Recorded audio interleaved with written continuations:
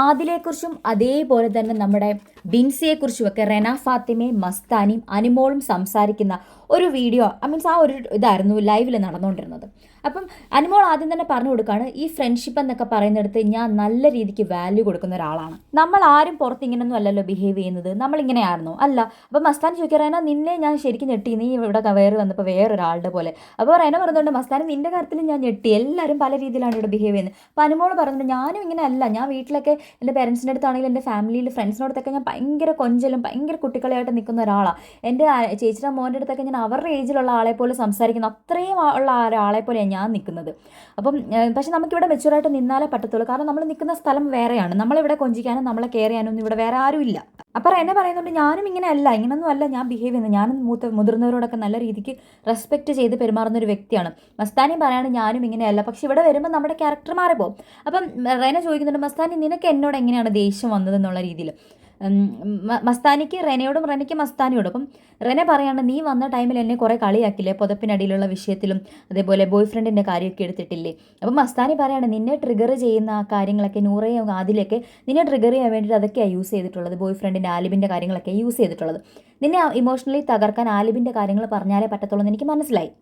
അതുകൊണ്ടാണ് ഞാൻ ആ ഒരു ആൽബിൻ്റെ കാര്യങ്ങളൊക്കെ എടുത്തിട്ടത് എന്നുള്ള രീതിയിലൊക്കെ. പക്ഷേ നമ്മളിവിടെ നിന്ന് ഇറങ്ങിക്കുന്നതിന് മുന്നേ തന്നെ നമ്മൾ നല്ല ഫ്രണ്ട്സായിട്ടല്ലേ പിരിഞ്ഞത്. അപ്പോൾ അനുമോൾ പറഞ്ഞിട്ട് ഞാനും നല്ല വാല്യൂ കൊടുക്കുന്ന ഒരാളാണ്, ഞാൻ അവരുടെ അടുത്തൊക്കെ നല്ല രീതിക്ക് ഞാൻ ഒരിക്കൽ പോലും ആദിലേനും നൂറേനും ഒരു കാര്യത്തിലും ഇട്ട് കൊടുത്തിട്ടില്ല. പക്ഷേ ഞാൻ എന്ത് പേഴ്സണൽ കാര്യങ്ങൾ അവരോട് പറഞ്ഞാലും ഒരു വഴക്കിടുന്ന സമയത്ത് അല്ലെങ്കിൽ എന്ത് പ്രശ്നം വന്നാലും അവർ എന്നെ ഇട്ട് കൊടുക്കാൻ വേണ്ടിയിട്ട് ആ പേഴ്സണൽ കാര്യങ്ങളെടുത്ത് ഉപയോഗിക്കും. ഞാനും പറഞ്ഞിട്ടുണ്ട് അവരെ, അഹങ്കാരിയാണ് അവൾ, കുറച്ച് അഹങ്കാരിയായെന്നൊക്കെ ഞാൻ പറഞ്ഞിട്ടുണ്ട്, അവൾക്ക് ഫൈനൽ 5 വന്നിട്ട് അഹങ്കാരമാണെന്ന്. പക്ഷെ അതിന് മുൻപേ തന്നെ എനിക്ക് PR ഉണ്ടെന്നുള്ള കാര്യമൊക്കെ ഞാൻ അവരുടെ അടുത്ത് പറഞ്ഞത്, മറ്റാര് പറഞ്ഞാലും എനിക്ക് കുഴപ്പമില്ല, പക്ഷെ അവരതെടുത്തിട്ട് എന്നെ ഉപയോഗിച്ചപ്പോൾ എനിക്ക് വിഷമം വന്നിട്ടാണ് ഞാൻ അത് അവരുടെ അടുത്ത് പറഞ്ഞത് എന്നുള്ള രീതിയിൽ അനുമോൾ പറയുന്നുണ്ട്.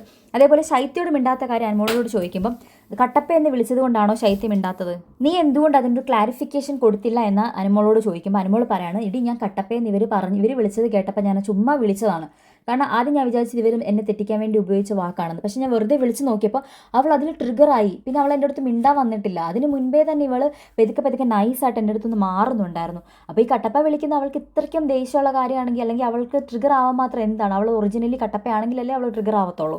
അതേപോലെ മസ്താനി പറയുന്നുണ്ട്, വന്ന സമയത്ത് അനുമോളുടെ അടുത്ത് എല്ലാ കാര്യങ്ങളും ഇവരൊക്കെ മൊണ്ണകളാണ് എന്ന് പറഞ്ഞ അനുമോളുടെ ആ സ്റ്റേറ്റ്മെൻറ്റിൻ്റെ കൂടെ നിന്ന് ശൈത്യ പറഞ്ഞിട്ട് ലാലേട്ടൻ വന്നത് ചോദിച്ചപ്പോൾ ശൈത്യ നൈസായിട്ട് മാറി ജിസേലിൻ്റെ അടുത്തൊക്കെ പോയി നല്ല വെള്ള ചമയാൻ നോക്കി.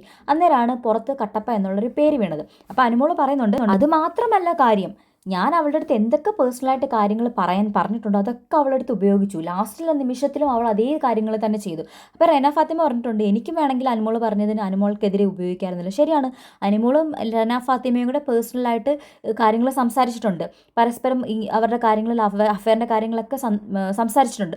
ആ ടൈമിൽ റെന ഫാത്തിമ മെച്യൂറായിട്ട് ബിഹേവ് ചെയ്ത് അനുമോളോട് വഴക്കിട്ടപ്പോൾ ഒരിക്കൽ പോലും ആ ഒരു സ്റ്റേറ്റ്മെൻറ്റോ ആ ഒരു കാര്യങ്ങളോ റെന ഫാത്തിമ ഇട്ടിട്ടില്ല. അനുമോളും അതുപോലെ ചെയ്യുന്നത്, അനുമോൾ ഒരിക്കലും ഇങ്ങനത്തെ സ്റ്റേറ്റ്മെൻറ്റും കാര്യങ്ങളും എടുത്തിടാറില്ല.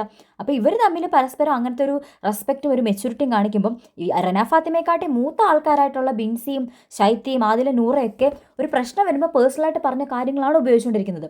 അതേപോലെ ബിൻസിയുടെ കാര്യം പറയുന്നുണ്ട്, ബിൻസി അപ്പാനി വിഷയത്തിൽ ക്ലാരിഫിക്കേഷൻ കൊടുക്കുക ആ ഒരു കാര്യം പറയുന്നുണ്ട്. ആ ഒരു കാര്യത്തിൽ ആദിലെ തന്നെ എടുത്ത് ഉപയോഗിച്ചെന്നും ബിൻസിയോട് ഒരിക്കലും 15 ലക്ഷം കൊടുത്തു എന്നുള്ള കാര്യം, അതായത് PR കൊടുത്തിട്ടുണ്ടെന്ന് അനുമോൾ എല്ലാവരോടും പറഞ്ഞിട്ടുണ്ട്. പക്ഷേ ഇത്ര എമൗണ്ട് പറഞ്ഞിട്ടില്ല, അത് ഇവൻ ബിൻസിയോട് പറഞ്ഞിട്ടേ ഇല്ല. പക്ഷേ ബിൻസി എല്ലാവരും തിരിച്ച് വന്നിട്ട് ഈ ഒരു 15 ലക്ഷം ഞാൻ പറഞ്ഞു എന്നുള്ള രീതിയിൽ കള്ളത്തരം പറഞ്ഞ് എന്നെ തകർക്കാൻ വേണ്ടി മനഃപൂർവ്വം കഥകൾ ഉണ്ടാക്കിയതാണെന്ന് എനിക്ക് മനസ്സിലായി. ഒരിക്കൽ പോലും ഞാൻ ബിൻസിയുടെ അടുത്ത് 15 ലക്ഷം PR കൊടുത്തിട്ടുണ്ടെന്ന് ഞാൻ പറഞ്ഞിട്ടേ ഇല്ല. അപ്പോൾ അവൾ അതെടുത്ത് ഉപയോഗിച്ചു. അങ്ങനെ പല കാര്യങ്ങളും അവൾ എന്നെ മനഃപൂർവ്വം തകർക്കാൻ വേണ്ടി ഉപയോഗിക്കുന്നതാണ്. കാരണം പുറത്തിറങ്ങി പ്രശ്നങ്ങളുണ്ടായാലും എന്നിട്ട് ശരത്തേട്ടൻ്റെ ഫാമിലി നല്ല രീതിക്ക് പോകുന്നു, ബിൻസി വേറെ വഴിക്ക് പോകുന്നു. പക്ഷേ ഇവിടെ വീണ്ടും അത് കൊണ്ടുവന്ന് എടുത്തിട്ടത് എന്തിനാണ്? അപ്പോൾ അത് മനഃപൂർവ്വം എന്നെ കരിവാരി തേക്കാനും എന്നെ നശിപ്പിക്കാനും വേണ്ടിയിട്ടല്ലേ. അതേപോലെ ബിൻസിയുടെ കാര്യം പറയുന്നുണ്ട്, ബിൻസി എന്ന വ്യക്തി മസ്താനിയുമായിട്ട് ഒരു ഇൻ്റർവ്യൂ ചെയ്തിട്ടുണ്ടായിരുന്നു. ആ സമയത്ത് പൈസ എണ്ണി മേടിച്ചിട്ടാണ് അവൾ ഇൻ്റർവ്യൂവിന് പോയിരുന്നത്. എന്നിട്ട് അവരുടെ ആ വീഡിയോയ്ക്ക് കൊളാബറേഷനും യൂട്യൂബിലും എങ്ങാണ്ട് അക്സെപ്റ്റ് ചെയ്ത് അത് കഴിഞ്ഞിട്ട് ആ ഒരു വീഡിയോ പുറത്തിറങ്ങിയതിന് ശേഷം കുറേ ആൾക്കാർ അതിന് ട്രോൾ ചെയ്യാൻ തുടങ്ങി. ആ പൈസ എണ്ണി മേടിച്ച് കൊളാബറേഷൻ അക്സെപ്റ്റ് ചെയ്തിട്ട് പിന്നെ ആ വീഡിയോ പുറത്തിറങ്ങി കഴിഞ്ഞിട്ട് ആരെങ്കിലും ബിൻസിയെ കളിയാക്കിയിട്ടുണ്ടെങ്കിൽ അത് ഈ മസ്താനിയുടെ കുഴപ്പമില്ലല്ലോ. ആ ഒരു പേരും പറഞ്ഞ് മസ്താനി ഇവിടെ കൊണ്ടിട്ട് അവോയ്ഡ് ചെയ്യുകയാണ് ഇൻ്റർവ്യൂ ചെയ്തതെന്ന് പറഞ്ഞുകൊണ്ട്. എന്തിനാ പിന്നെ അവൾ പൈസ എണ്ണി മേടിച്ചത് എന്തിനാ? അവളെന്തിനാ കൊളാബറേഷൻ അക്സെപ്റ്റ് ചെയ്തത് എന്തിനാ? അവൾക്ക് പൈസ കിട്ടാൻ വേണ്ടിയിട്ടല്ലേ?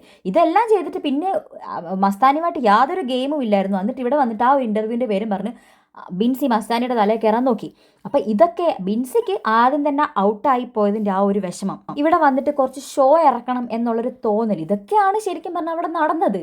അതിന് വേണ്ടിയിട്ട് ഓരോ കാര്യങ്ങൾ അനുമോൾ പറഞ്ഞ കാര്യങ്ങളായിക്കോട്ടെ എല്ലാവരും പറഞ്ഞു വന്നിട്ട് അനുമോളെ മനഃപൂർവ്വം വലിച്ചിഴച്ചിട്ട്, കാരണം അനുമോളാണല്ലോ ഇപ്പം ഏകദേശം ഒരു ഇതിൽ നിൽക്കുന്നത്, ആ ഒരു രീതിയിൽ അനുമോളെ ഇതിനകത്ത് വലിച്ചിട്ട് ഒരു പ്രശ്നം ഉണ്ടാക്കാൻ വേണ്ടി, അക്ബറിന് ഹൈപ്പ് കൂട്ടാൻ വേണ്ടി, അനുമോളെ താഴ്ത്താൻ വേണ്ടി. അതേപോലെ 15 ലക്ഷത്തിൻ്റെ കാര്യം കള്ളത്തരം പറഞ്ഞു. അതായത് ഇൻ്റർവ്യൂ നടത്തിയിട്ട് അത് അവൾക്ക് ഒരു എഫക്റ്റ് ചെയ്ത്, ബാഡായിട്ട് എഫക്റ്റ് ചെയ്തപ്പോൾ അതിന് മസ്താനിയെ കുറ്റം പറഞ്ഞു.